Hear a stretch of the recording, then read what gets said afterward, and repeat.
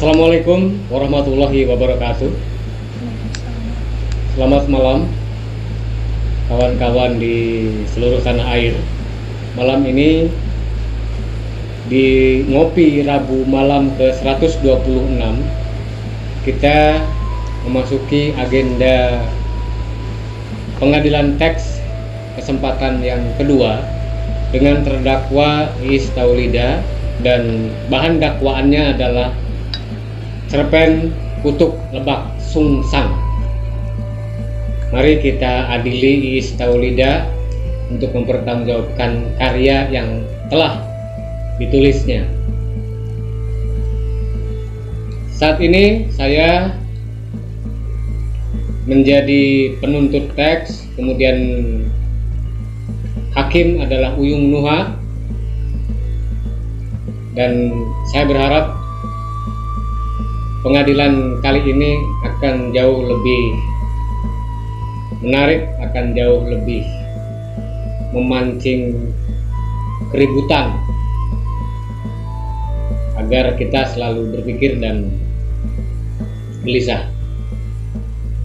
Silakan kepada Ibu Hakim. Naskah sudah ada di hadapan kita untuk Lebak Sungsang. Semoga sudah mengalami revisi dan akan direvisi kembali setelah persidangan kali ini, karena kita harus meyakini bahwa tidak ada karya yang selesai kecuali pada satu titik tertentu kita menyepakati bahwa karya ini dianggap cukup untuk dibaca oleh khalayak dengan sejumlah pertimbangan.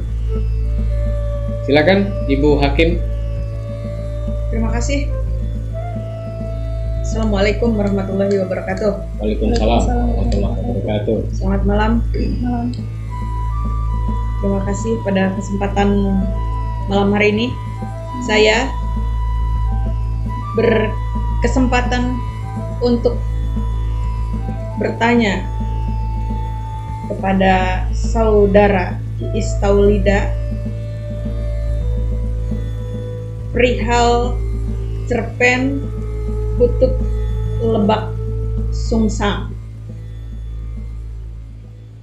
Pertanyaan yang pertama, menurut Anda apa yang dimaksud kutuk itu? Ya, kutuk itu kan kata-kata atau doa yang menyengsarakan orang lain, yang membuat orang lain menjadi menderita, seperti itu.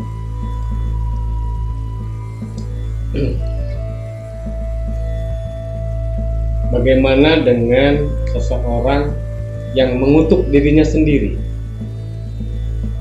Jika maksud dari kutuk adalah menyengsarakan orang lain.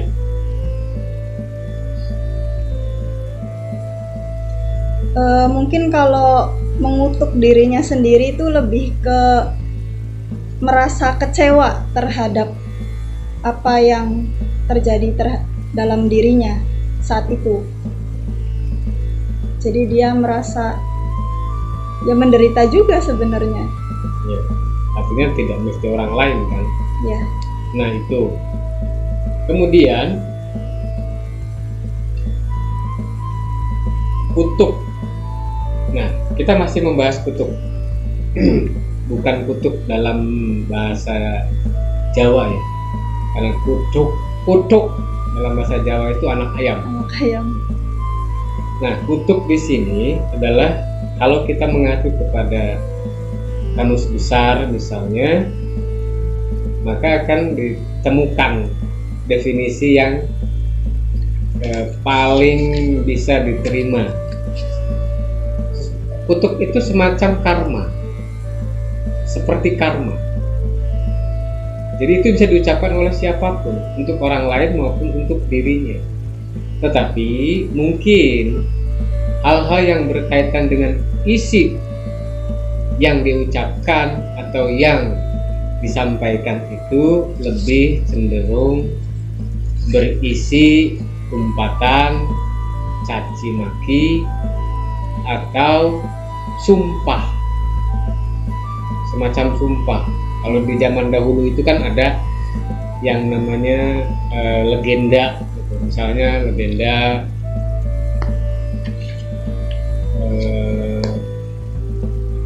batu hidup itu bukan batu hidup, menangis. batu menangis itu yang di Sumatera Barat Malin Kundang Malin Kundang, kemudian ada kutub dan Toba. Danau Toba, Sangkuriang, Roro Jonggrang, Bandung Bondowoso itu. Jadi sebenarnya sumpah, serapah, caci maki, doa yang ditujukan untuk siapapun, terutama untuk orang lain, yang kemudian pada zaman dahulu dipercaya bisa terjadi karena orang-orang zaman dahulu memiliki kesaktian. Sementara hari ini mungkin orang sudah lupa, orang juga tidak banyak yang sakti, atau orang sakti tidak sembarang mengucap, sehingga peristiwa-peristiwa semacam legenda itu tidak lagi terjadi hari ini. Itu yang paling mendasar. Nah, kemudian maaf, Ibu Hakim mau menambahkan atau saya yang akan menambahkan pertanyaan? Silakan Bapak penuntut. Saya akan menuntut banyak ini, karena di penulisan juga banyak kesalahan tulis. Sayembara menjadi sayembara, Bawah menjadi bawah, bawah Yang- menjadi bawah. yang menjadi kata pembuka kalimat, yang itu adalah itu menjadi kata sambung untuk kalimat atau kata sebelumnya yang membutuhkan perantara. Misalnya tentang kisah Ki Gede Bayalangu pada sebuah sayembara desa Panguragan. Nah, ini mestinya tidak titik, tidak koma juga, tapi langsung yang ditantang oleh Dimas Gandasari membangun sebuah keraton dalam satu malam. Ini kan Kutuk Lebak Sungsang itu mirip-mirip dengan Roro Jonggrang, dengan Sangkuriang, Tangkuban Perahu. Ya, dengan Tangkuban Perahu yang disuruh bikin danau dalam satu malam. Bukan Sangkuriang, mohon maaf. Ini mirip-mirip, artinya di setiap daerah kita hampir menemukan kemiripan kisah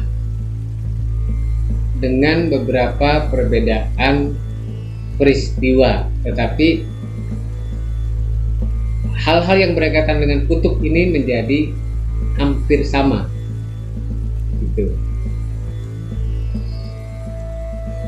Ya, karena di dalam cerpen ini juga dituliskan seperti ini mirip Roro Jonggrang dan Bandung Bondowoso.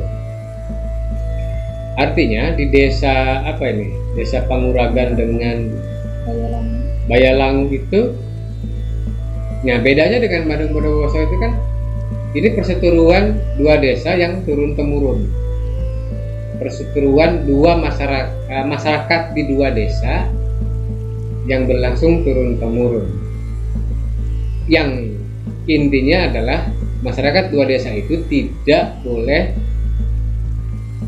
saling menikah, tidak boleh menikah antara masyarakat dua desa itu.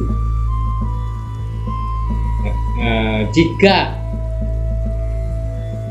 terjadi, maka dipercaya akan menimbulkan ulah, akan menimbulkan bencana.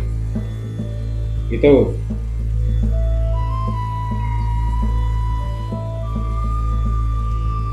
Kemudian Bu Hakim,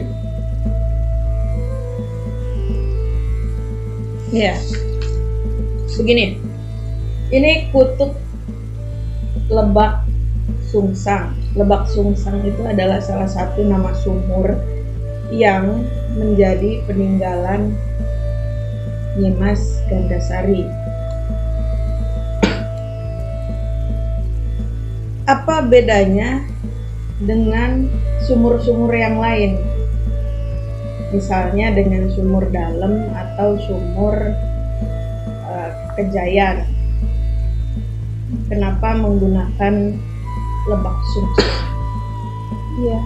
Jadi Lebak Sungsang ini sebenarnya nama tempat di belakang, kalau sekarang mah di belakang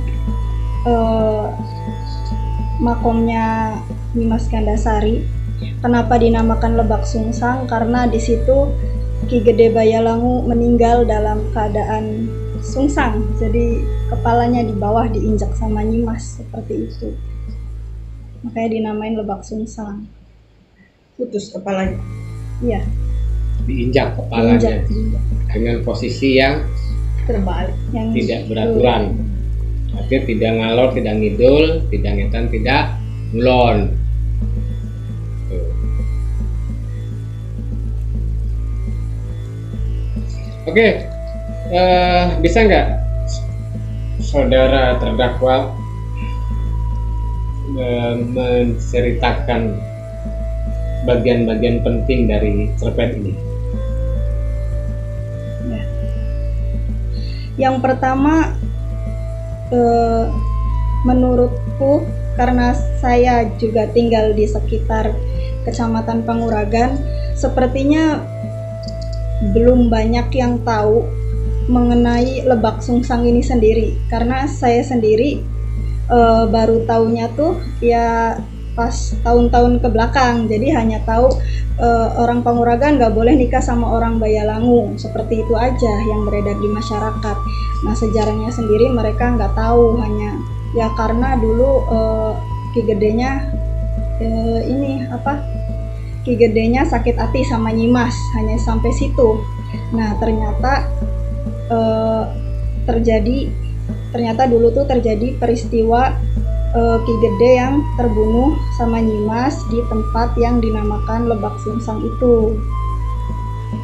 Nah, yang keduanya, di sini saya tidak ingin sepenuhnya menceritakan sejarah karena ya bukan ahli sejarah juga.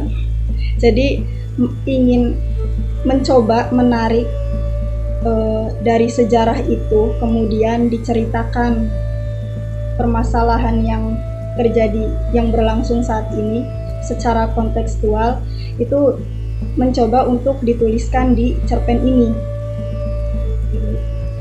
Nah, kemudian yang ketiganya, kenapa di sini endingnya menggantung? Karena sampai sekarang pun orang-orang itu ya ada yang meyakini, ada yang tidak. Tapi memang entah kebetulan, entah apa, hal-hal yang diceritakan di sini ya terjadi gitu. Bahkan ketika wawancara dengan orang Panguragan dan orang Bayalangunya, memang ada yang kejadian, ada yang anaknya cacat, ada yang meninggal seperti itu. Ada yang mungkin bukan hanya meninggal sebenarnya, tapi nggak sampai sehidup semati. Pasti di tengah jalan mereka berpisah. Sehidup Gitu. saja, matinya tidak bersama-sama. Sehidup semati. Kemudian, udah? Atau masih? Udah.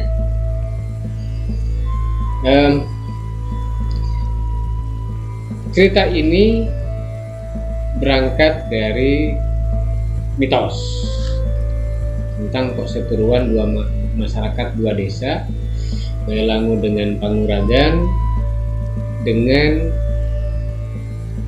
akar sejarah Nyimas Gandasari yang dari Panguragan itu ya, mengalahkan Ki Gede Bayalangu dengan menginjak kepalanya pada posisi yang tidak beraturan, artinya tidak menghadap ke empat penjuru. Mungkin kalau barat daya atau timur laut atau tenggara atau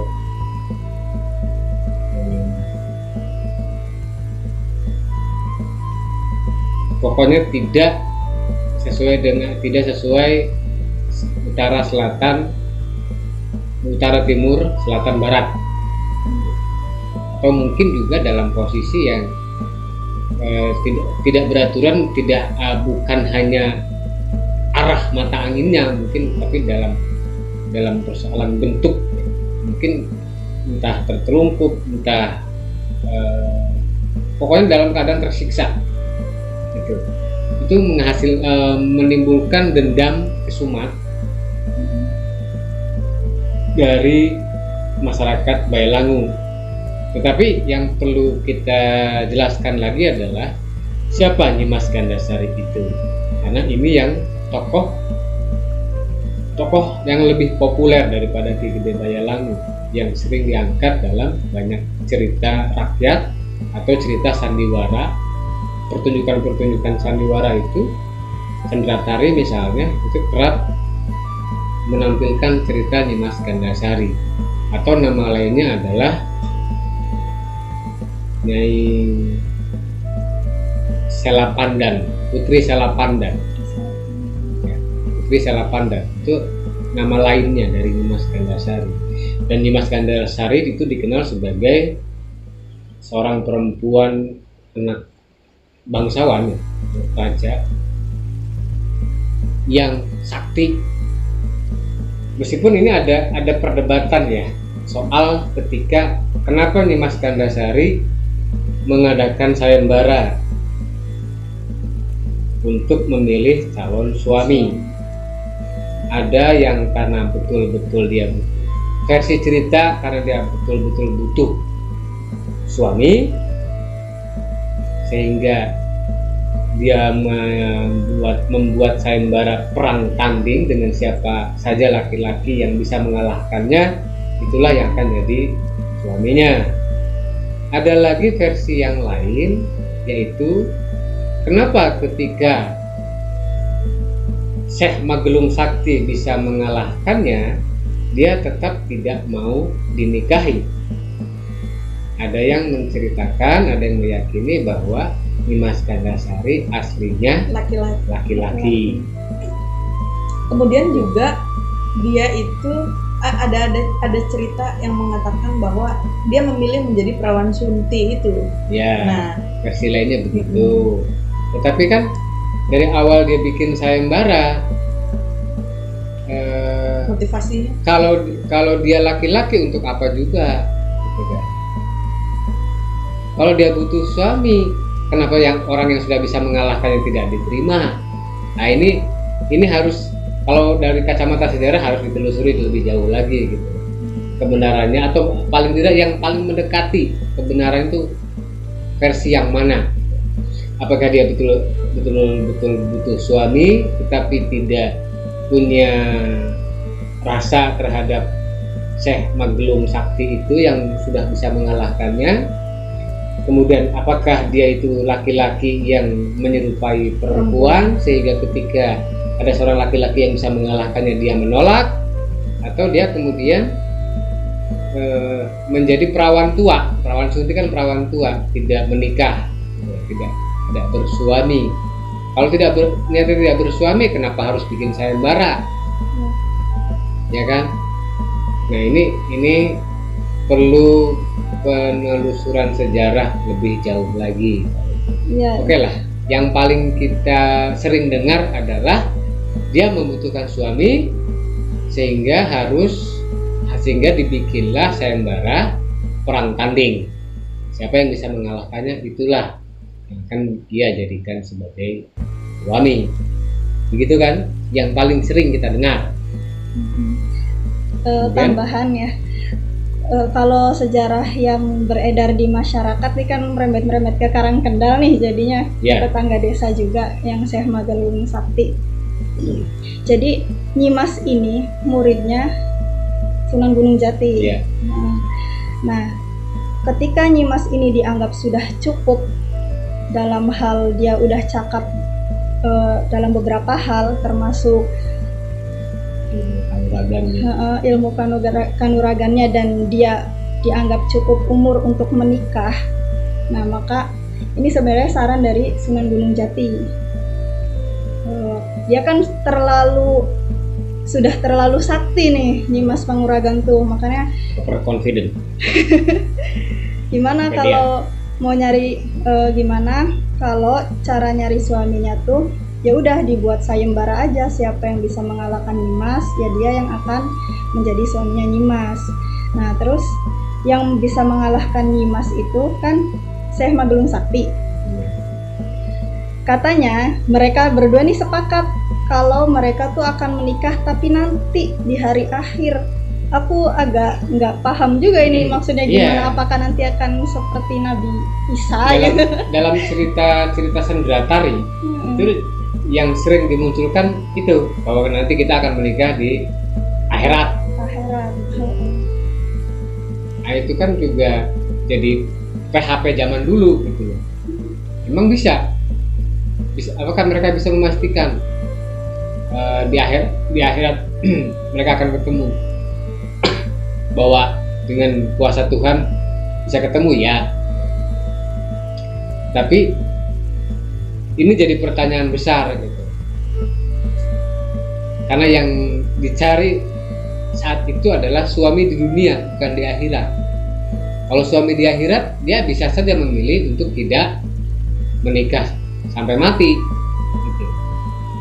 Bisa saja kan dia ketemu dengan suaminya yang mana nggak tahu gitu kan, tapi bukan karena sayembara itu sebenarnya. Ini khilafiyah ya, banyak orang yang berbeda pendapat. Iya. Karena ini legenda, cerita rakyat, cerita yang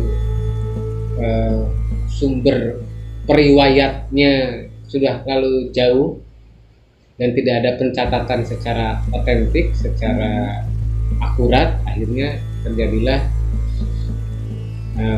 perdebatan atau silang pendapat itu. Tapi dari inspirasi ini, apa yang hendak dimunculkan oleh penulis?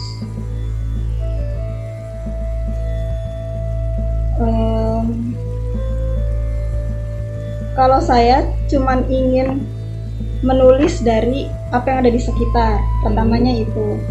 Kemudian mencoba untuk fokus nulis terhadap apa yang dari budaya-budaya lokal itu, tapi jangan terlalu seperti sejarah tadi. Ya itu sih Mas, ini ingin mengembangkan apa yang ada di sekitar saya, apa yang ada di tempat tinggal saya gitu. Berangkat dari cerita rakyat itu ya. Bu Hakim, silakan dilanjut. Ini kalau di secara alur misalnya ya cerita tadi mengambil spirit dari Nyimas Gandasari dengan Ki Gede Bayalangu.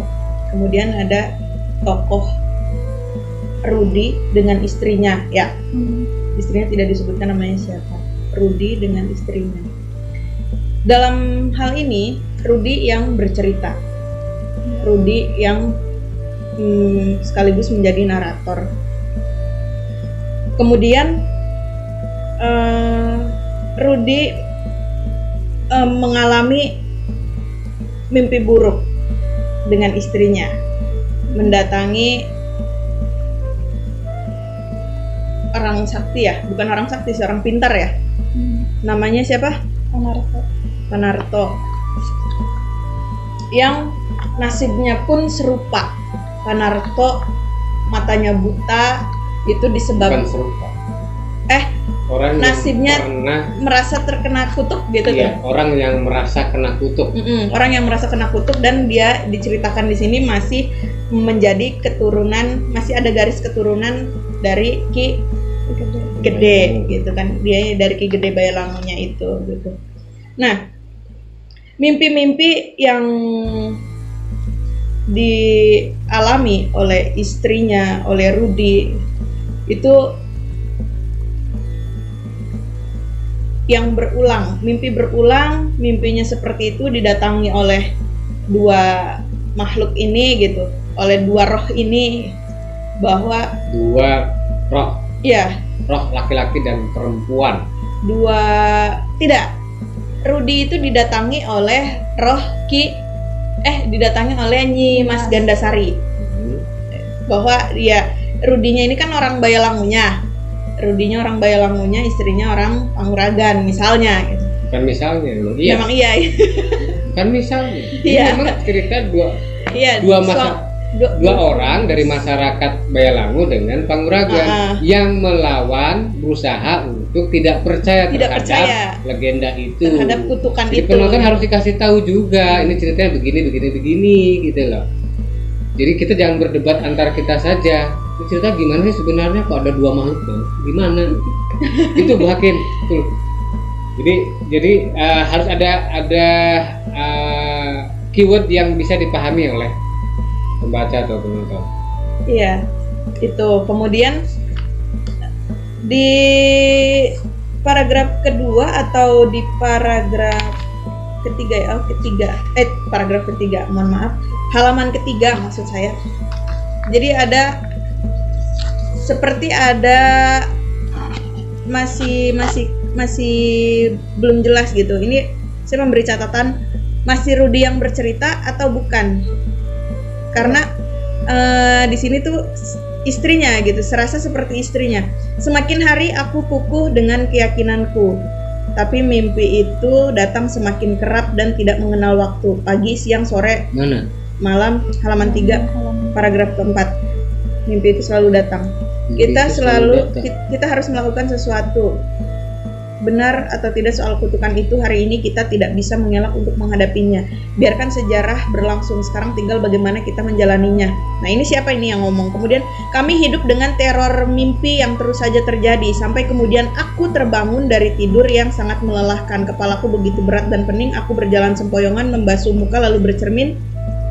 Bayangan di dalam cermin membuatku tercekik. Aku meraba wajahku yang lambat laun berubah, matanya membesar. Nah, ini paragraf ini seperti ini kan istrinya gitu, tapi seolah-olah kenapa ini seperti Rudi gitu. Bukan salah seperti Itu Rudi. memang Rudi. Itu Rudi. Rudi yang juga berubah menjadi Nyi Mas seperti- Gandasari gitu. seperti Ki Gede Bayalangu. Mencoba untuk menggambarkan itu sebenarnya. Terus di bawahnya itu yang aku terperanjat ketika mendapat. Rambutnya bersanggul. Iya, kan orang zaman dulu agak panjang-panjang gitu. Kayak aku bayanginnya kayak lukisannya Prabu Siliwangi bersanggul. Apa itu namanya? Kan kayak gitu. Bersanggul. Sebenarnya bukan disanggul, tapi diikat seperti sanggul. Kalau bersanggul itu memakai sanggul. Yang kan itu kan Zaman kalau dulu laki-laki kan seperti segini Satria lah ya. Madangkara, Sawur Sepuh. Iya, rambutnya panjang-panjang kan, pendekar Iya. itu gitu kan. Iya, Itu makanya bukan bersanggul, tapi diikat seperti sanggul. Nah itu ini tidak bisa dipastikan sebagai perempuan. Kalau begitu. ya akhirnya ya saya pikir ini perubahan seperti ini kan istrinya gitu tapi ini Rudi. Tapi Nah, kan kemudian bahwa ya ada beberapa hal yang berkaitan dengan identifikasi sebenarnya. Ya, permata itu, misalnya gini ya, mahkota berhias permata untuk menggambarkan Ki Gede Bayalangu, saya pikir tidak tepat. Karena apa? Laki-laki itu tidak menggunakan mahkota kecuali raja. Ikat misalnya, atau apapun itu yang tidak ada kaitannya dengan perhiasan sebenarnya untuk laki-laki. Maka kalau permata ya perempuan identiknya. Kalau pendekar kan gelang bahar, misalnya gelang apa, yang dililit gitu kan, kayak semacam kain yang lilit di Perterongkat, tangannya. kain. Identifikasi perwujudan laki-laki dan perempuan bisa ditunjukkan lewat aksesoris yang dikenakan. Kalau permata identik dengan perempuan, dengan laki-laki jarang, yang hampir tidak ada yang menggunakan permata di kepalanya. Iya, jadi identifikasi sosok Ki Gede Bayalangunya dengan Nyimas Gandasarinya juga saya pikir harus jelas gitu loh. Jadi digambarkannya nantinya seperti apa roh yang mendatangi itu gitu. Agar tadi jangan saya membayangkannya seperti Prabu Siliwangi. Nah, berarti kan identifikasi sosok Ki Gede Bayalangunya sendiri nggak jelas gitu, tidak dapat gitu kan, gitu. Biasanya kalau pendekar zaman dulu itu kan pakai celana pangsi, kemudian ikat pinggang yang besar, pakai rompi misalnya. Terus kalung yang kayak terasi itu yang hitam. Ya, kalung terasi misalnya. Nah, intinya kalau mau dikasih ikat ya ikat kepala berbentuk apa? Iya, identifikasi. Ikat kepala. Ikat kepala sudah cukup menunjukkan bahwa itu laki-laki, karena perempuan jarang menggunakan ikat kepala. Disanggul Kecuali yang sedang pusing. Iya sih. Permata identik dengan perempuan. Mahkota. Iya, Gandasari yang sakti mandraguna itu. Nah, dari ganda sari itu ganda. Ya. Dua. Itu ada tafsir juga. Tafsirnya adalah dua kelamin. Nah, ada lagi yang ganda itu artinya yang berlipat-lipat gitu. Sarinya kan bunga, jadi dia tuh hawanya tuh kalau dia pergi tuh selalu harum gitu tuh. Gandasari tuh begitu, katanya ada yang bilang begitu gitu. Nah, kenapa dia sombong? Kenapa dia jumawa gitu? Karena merasa sakti. Dia mengalahkan kerajaan Galuh gitu kan. Sampai Galuh aja bertepuk lutut gitu. Dia ya konon ada yang mengatakan lagi juga dia awalnya itu dari Aceh. Dia itu dari Aceh. Kemudian ada yang bilang aku anak sama Mbakku Sangkan, ada yang bilang muridnya Sunan Gunung Jati gitu ya, entahlah mana gitu. Kita tidak masuk pada wilayah sejarah lagi. Nah, Masuk ke teks lagi. Itu maksudnya gini, apa yang kemudian menjadi inspirasi dari sosok Nyimas Gandasarinya ini gitu loh. Harus dikuatkan gitu, harus detail gitu kan, bahwa dia memang ya yang mau diambil kan dia sakti, dia tidak mau bertekuk lutut gitu-gitunya kan, maksudnya sifat-sifat yang memang pemicu tidak bisa arogan, tidak laku. Ingat Yang membuatnya wataknya kan arogan, sikapnya arogan. Karena dia merasa sakti. Terus?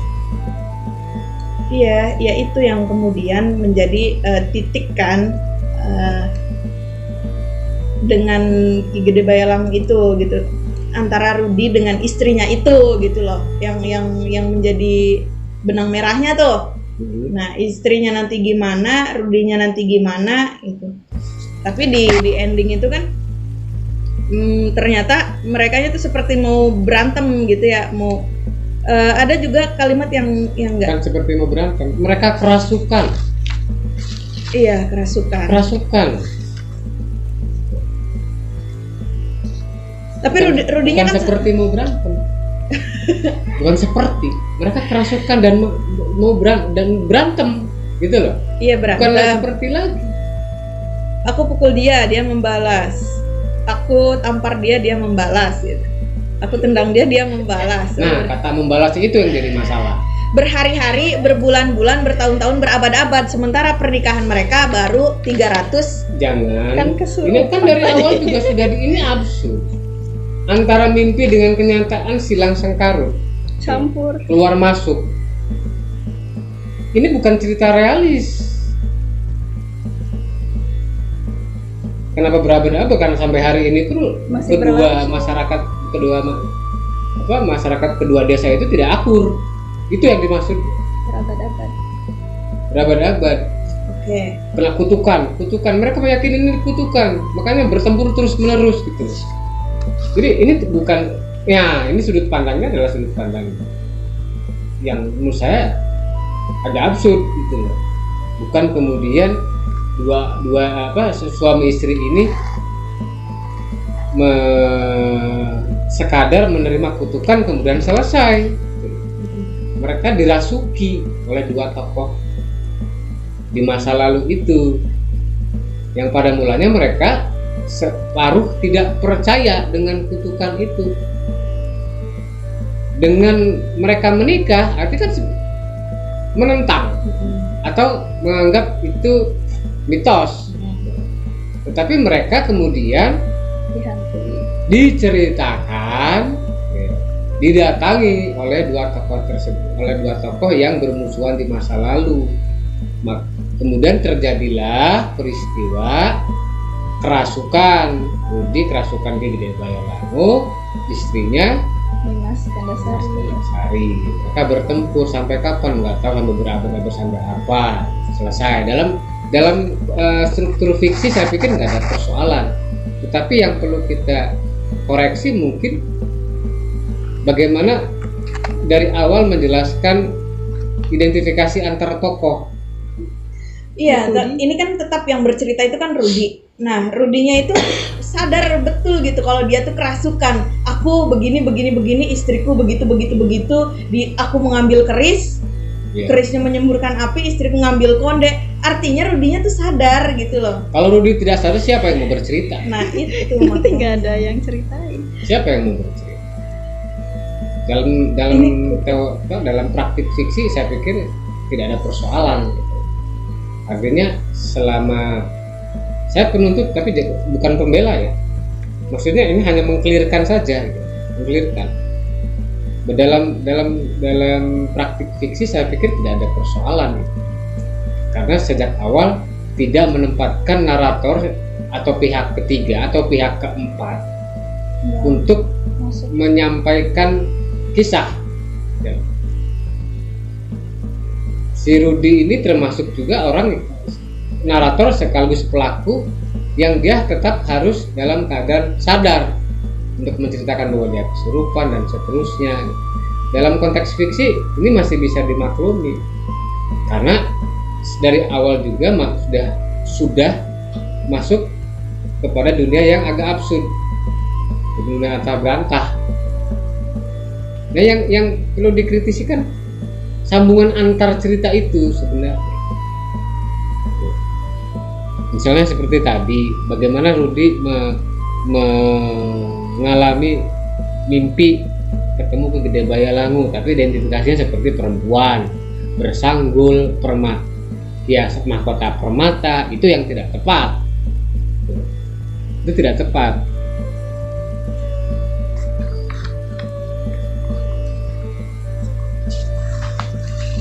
Kemudian kalung anting juga.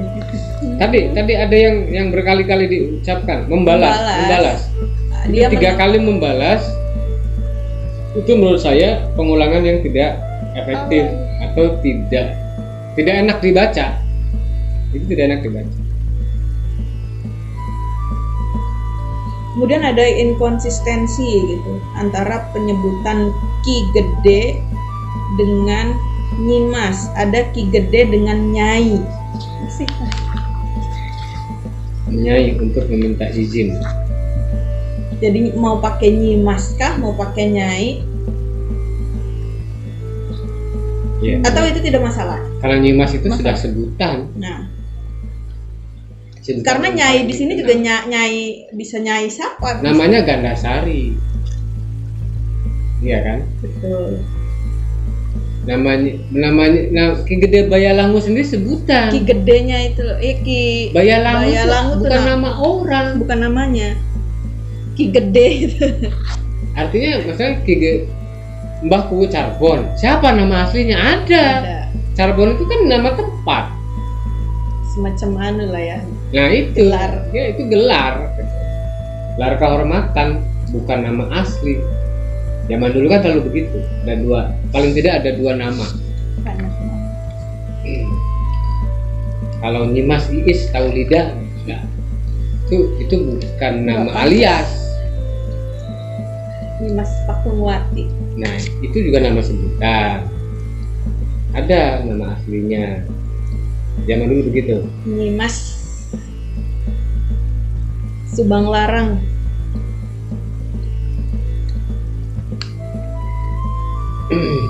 Iya itu.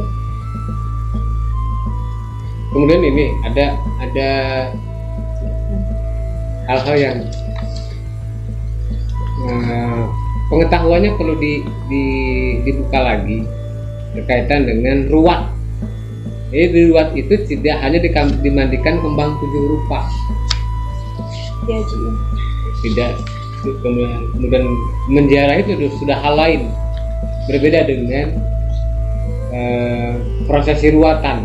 Ruwatan itu ada nanggap, kalau zaman dulu nanggap wayang, zaman dulu itu Mahal ya di ruwatnya. ya. Kemudian ada semacam larung. Nah, Kayak itu yang namanya kepala ruwat kerbau gitu. gitu ya. Atau si orangnya puasa, terus ya macam-macam, tetapi tidak sesederhana sekadar dimandikan kembang 7 rupa. Kalau dimandikan kembang cuma itu sih bukan ruwat namanya, ya sebagai kembang baik. Muludan. Itu Muludan. ya, suami istri sih, Rudi sama istri itu kan harusnya misalnya diceritakan Ruwat dengan rukyah sama. beda. Kalau di rukyah itu mengeluarkan setan dari dalam tubuhnya. Kalau di ruwat itu dibersihkan, ya, karena Selamatin.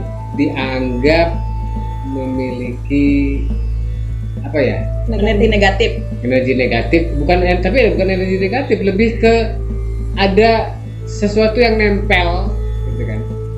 Misalnya gini, satu anak perempuan satu-satunya, Susah nikah. anak laki satu-satunya. Pasti diruat. Jadi dari 5 bersaudara, laki-lakinya 1. Dari 5 bersaudara, perempuannya 1. Nah itu harus diruat si perempuannya karena dia sendirian. Sendang, ngapit, Pancuran. pancuran. Sendang, kapit, pancuran. Pancuran kapit sendang. Nah, kalau pancuran, kapit, sendang adalah laki-laki, di tengah, kiri kanannya perempuan. Nah itu yang harus diruat. Anak Dalam tunggal, tradisi anak perempuan di antara seluruhnya yang lain Saudara laki-laki. anak laki-laki di antara seluruhnya yang lain perempuan. Itu yang dalam tradisi Jawa itu diruat. Jikalau tidak diruat, Untuk menghindarkan bencana, tolak bala. malapetaka, tolak bala. Karena dia sendirian. Tuh, sendirian. Tidak punya pasangan. Tuh, itu yang harus diruat. Sejak lahir dia tidak punya pasangan jenis kelamin yang sama. Itu yang harus diruat. Entah seperti apa, kan kepercayaan. Nah, kalau yang dimaksud dengan diruat di sini, dia tidak hanya dikemandikan kembang 7 rupa, ada puasanya, ada nanggap wayangnya misalnya, yang isinya tentang bagaimana seseorang berusaha untuk menghindari dari kutukan, atau cerita yang isinya nasihat, atau misalnya selain puasa, nanggap, kemudian melarung. Artinya kutuk ini memang tidak bisa dihilangkan gitu. Kutuk ini bukan tidak bisa dihilangkan, ini kepercayaan. Iya, ada nggak ininya untuk menghilangkan kutuk ini maka begini gitu. Nggak ada. Nggak bisa, kecuali orang yang masih hidup, yang ngutuk masih ada. Ucapan itu ditarik gitu. Bisa, mungkin ini juga gitu loh. Ini kan di masa lalu. Ini kan yang Karena maling kundang aja ucapannya Ki Gede pelakunya Bayang. sudah nggak ada semua gitu loh. Tetapi ada orang yang mendengar kemudian getok tular, saling bercerita. Dulu tuh, zaman dulu tuh, Gede Bayang Langu dengan Dimas Kanjeng bertempur, Gede Bayang Langu diinjak kepalanya, gini. Jadi kita nggak boleh harus nih punya nasionalisme untuk membela wilayah Bayang Langu. Betul. Ada tidak yang itu untuk memecahkan kutuk itu gitu loh. Jangankan memecahkan kutuk yang ada di dalam kepala dan perasaan, menghilangkan kutuk ya, menghilangkan permusuhan antar suku aja susah. Di Papua itu perang antar suku setiap hari. itu juga kutukan baru jadinya. Taurat pelajar ya. tawuran Tawuran. tawuran STM. Itu tradisi. Iya. Itu bisa jadi nanti destinasi wisata gitu bagi Wisata tawuran. tawuran gitu. Cirebon. Wisata kerusuhan. Setelah wisata bencana ada wisata kerusuhan. Tuh. Gitu. Ada lagi, Bu Hakim? Ya itu sih catatannya. Ya mungkin begini, karena ini cerita pendek ya, mungkin harus bisa dipadatkan lagi, padatkan lagi untuk memberikan keyakinan kepada Bu Hakim. Ada keperluan, melihat jamnya cukup lama. Iya. Ya. Dipadatkan lagi yang berkaitan dengan bagaimana pembaca itu merasa yakin bahwa mitos itu benar-benar ada. Mitos itu benar-benar ada, tetapi sekaligus dibenturkan dengan logika kekinian. Masa sih masih ada yang seperti itu? Maka perlu ada ciri-ciri yang spesifik. Misalnya Rudi menceritakan nggak berapa orang yang sudah pernah mengalami selain Panarto? Baru Tidak terhitung. satu doang yang itu kan Panartonya itu si siapa Ki Dharma. Ada yang misalnya meninggal sebelum ini ya, meninggal di hari keberapa setelah pernikahan. Cuman satu.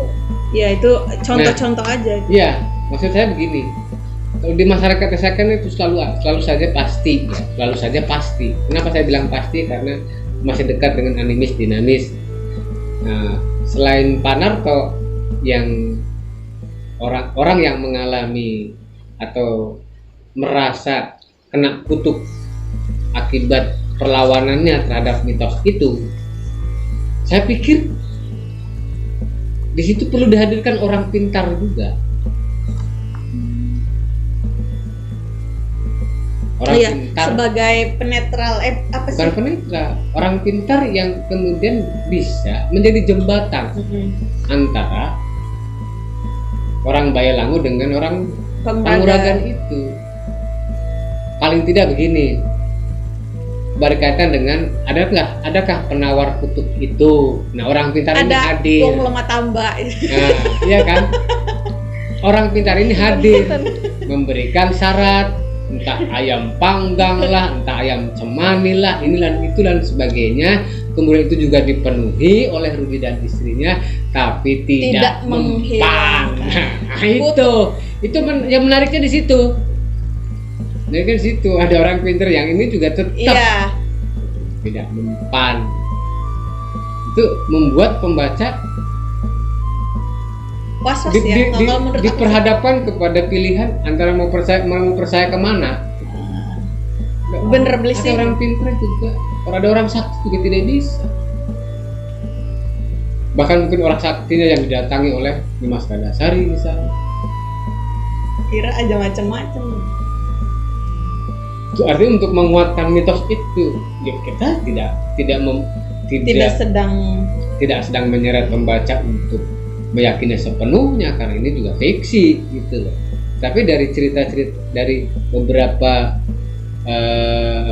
peristiwa singkat tapi penting itulah, misalnya si orang pintar ini menyarankan begini-begini, di akhir cerita Rudi dengan istrinya bertempur setelah si orang pintar itu meninggal karena datangi Dimas Gandasari. Nah, bisa saja begitu. Ada penguatan.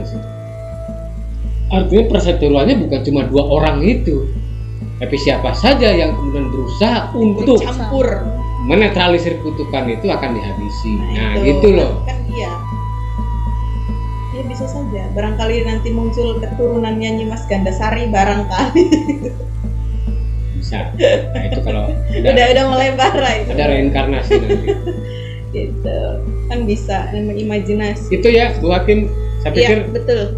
Ini perlu direvisi lagi penulisannya. Kemudian juga bagaimana penulis bisa membongkar teks ini sampai merasa saya sudah tidak bisa ngapa-ngapain lagi. Dah, saya mentok. Mentoknya itu Tapi bukan, jangan dulu. mentoknya itu bukan setelah dibaca berkali-kali, saya nggak kepikir lagi nih. Nah itu namanya bukan mentok, malas. Itu malas karena apa? Ada karya-karya yang mirip yang harus dibaca. Ada cerita-cerita misteri yang harus dibaca. Ada cerita-cerita legenda yang harus dibaca agar memperkaya hasanah cerita ini. Jadi tidak sekadar AB gitu kan. Artinya memberikan ruang alternatif pembaca juga untuk memikirkan hal lain. Itu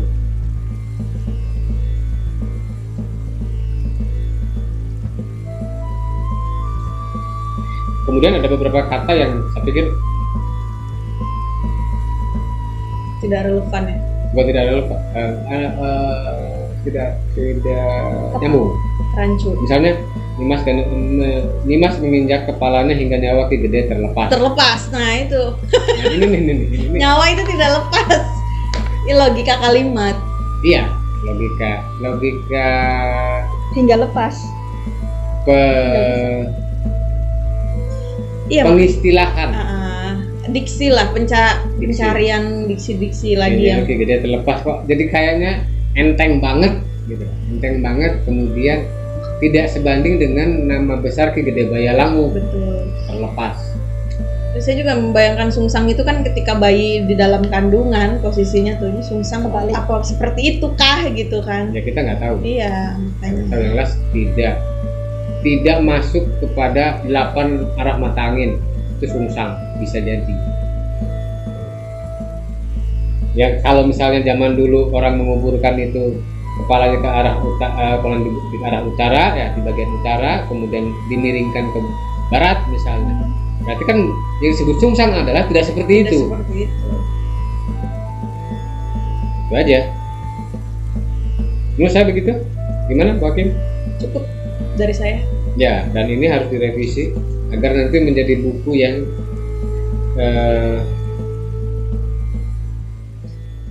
baik dan enak dibaca agar pembaca tidak kecewa. Ya, ya, sudah mungkin ya. Nah, kalau sudah, Cukup. terima kasih saudara terdakwa, kemudian terima kasih juga Ibu Hakim, kawan-kawan di seluruh tanah air. Itulah sidang kali ini mengenai cerpen Kutub Lebak Sungsang karya Iis Taulida yang malam ini jadi terdakwa. Setelah ini si penulis harus merevisi habis karyanya agar bisa dinikmati oleh pembaca dimanapun, bahkan yang tidak suka baca cerpen pun akan mengatakan bahwa karya ini adalah karya yang baik. Mohon maaf jika terdapat banyak kekurangan. Selamat malam. Kita akan berjumpa kembali di Kita akan berjumpa kembali di Ngopi Rabu Malam yang ke-127 dengan tema persidangan yang berbeda. Mohon maaf. Wassalamualaikum warahmatullahi wabarakatuh. Waalaikumsalam.